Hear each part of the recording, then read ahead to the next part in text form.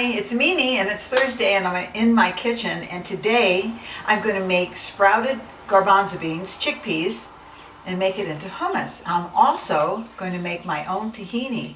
You know how expensive tahini is out there in the market, so I thought maybe you'd like to learn how to make your own. It's a lot cheaper.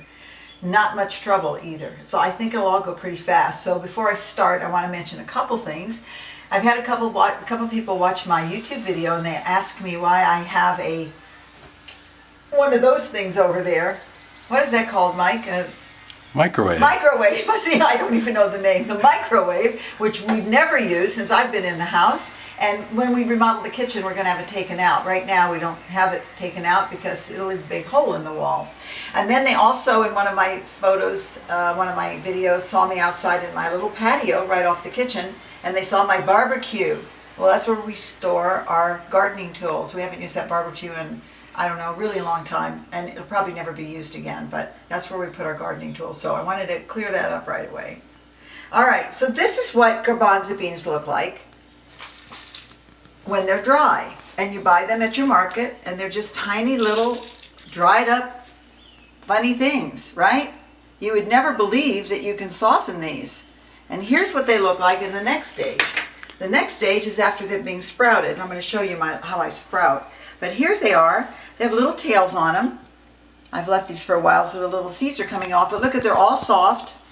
Let me pull one out. It has a little tail on it right there. That's sprouted. This took about 3 days. And what I do is I use a paint strainer bag, and I put my dry garbanzo beans in here. I soak them overnight in a bowl of water, and in the morning I drain them out, and then I just keep them in here drained.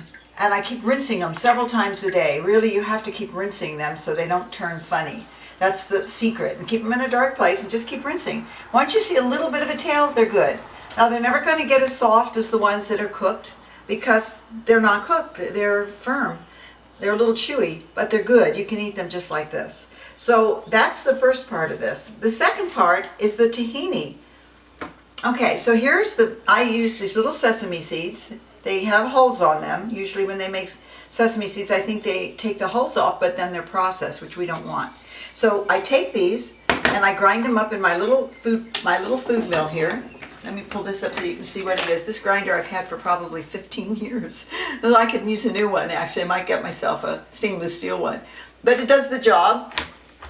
And it grinds up those sesame seeds to a powder, just like that. A little powder. Then the next step is I run these through my juicer. I have an Omega juicer, and it has a homogenizing tool to it. So I run it through, and it becomes like this. It gets all ground and more like when you're making nut butters.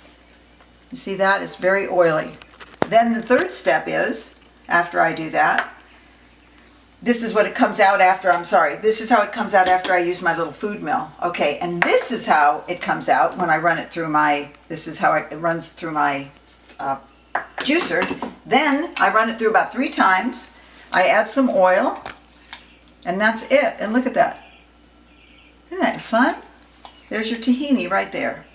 So I don't have exact measurements, so we're going to work this out together here. I'm going to take my food processor now to make my hummus. And I'm going to eat this hummus with a little raw vegetables tonight for dinner. So let's put in 2 cups. Let's see how this works. 2 cups of this. Those little dried up things to this. I love the sprouting thing because I really feel like your food is alive. So this is what we're putting in. A little bit more. Make 2 cups. I'm going to put in, I think I'll crush these. This is a huge clove of garlic. You might want 2, but this is a new garlic. I just got it at my farm stand. I'm going to show it to you because it's like killer garlic. It's so amazing. I don't know how strong it is because I've just taken the first bulb off, but look how big this is. Just all the dirt's still on the bottom of it. It's a beautiful thing. We'll taste it and see if we need more. I'm going to put some lemon in. I'm going to do that right here. I might need a whole lemon, but we're going to start with a half. I like to work slowly when I'm doing something sometimes because everything tastes different, you know, every time you do it, depending on what garlic you use, how sweet your lemons or tart your lemons are. We might be putting more of that in. Now, we're going to crush this up a little bit before we put the tahini in. Let's just give this a whirl.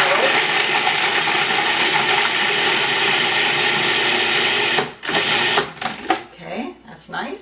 Crushed up. Now remember, it's a little harder, so we might have to do some softening here. I'm going to put in, let's say we're going to use a quarter of a cup, a little bit more than a quarter of a cup of this tahini. We'll see if this is going to do it. We're going to put a little good olive oil in here. Always get the best olive oil you can. Cold pressed, extra virgin. Good olive oil really tastes great. That's what you want. Okay, and I'm going to push this down here. There we go.